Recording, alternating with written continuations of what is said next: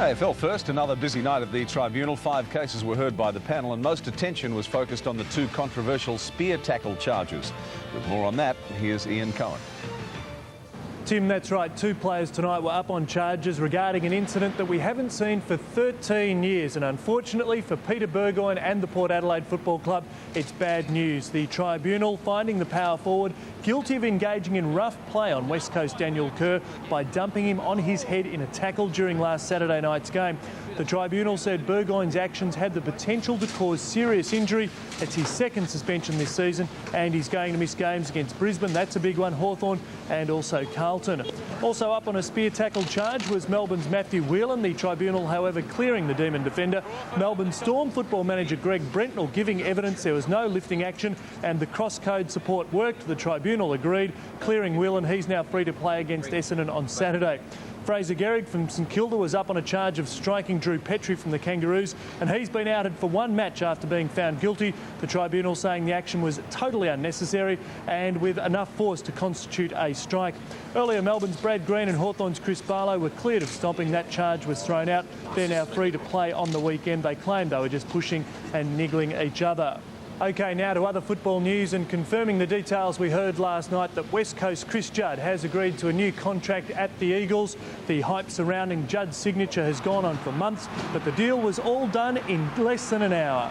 I guess the past 2 weeks, it's just been 100% sure that, I want to play my footy here for the next couple of years. Money wasn't the motivating factor for staying at the Eagles. I don't think it'd be the motivating factor for any of the players at the footy club. Obviously playing in a premiership is what all AFL footballers, strive to do. The challenge now for the Eagles to secure the contracts of Phil Matera and also David Weapunda.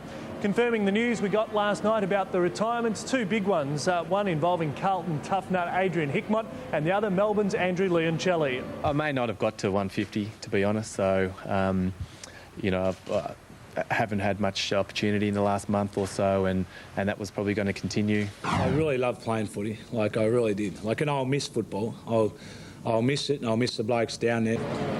And the resignation of Hickmott on the back of skipper Brett Ratton quitting the club has raised speculation of discontent at the Blues. Coach Dennis Pagan in damage control denying unrest at the club is widespread. I've been doing this for part-time and full-time for probably 25 years now. There's always going to be a couple of dissenters, and those guys who are not in the team are always going to be like that. You can't change it. It's been there every year I've coached. Andrew McKay has officially accepted the captaincy for the remainder of the season and spoke up for the group. As far as I'm aware, there's no disillusionment whatsoever. Sure, probably a couple of young players are feeling the pinch when they're not getting a game, but that happens every club, every year, every week. Now to the injury front, and the Kangaroos have been dealt a blow with David King to miss Saturday's must-win game against Geelong in Canberra with a knee injury sustained in last Sunday's loss to the Saints. The 31-year-old initially fearing the worst. I was a bit worried when I first come off the ground, but to find out that the news is good and the problem's not with the ligaments, more with the capsule at the back, so I should be fine. And West Coast have lost midfielder Chad Fletcher, ruled out for up to 3 weeks with a back injury. The 23-year-old had been the Eagles' leading ball winner this season. Fletcher joins ruckman Michael Gardner, sidelined with a knee injury. Both should be available for the round 20 clash against Geelong. Essendon youngster Joel Reynolds will not play again this season after today undergoing surgery for a chronic bout of osteitis pubis.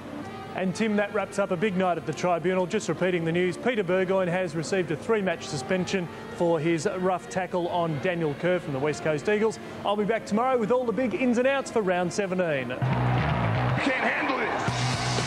OK, fullback Darren Lockyer, who's been ruled out of Friday night's test against the Kiwis with an ankle injury. He could be out for a few weeks. Sydney Rooster Shannon Hegg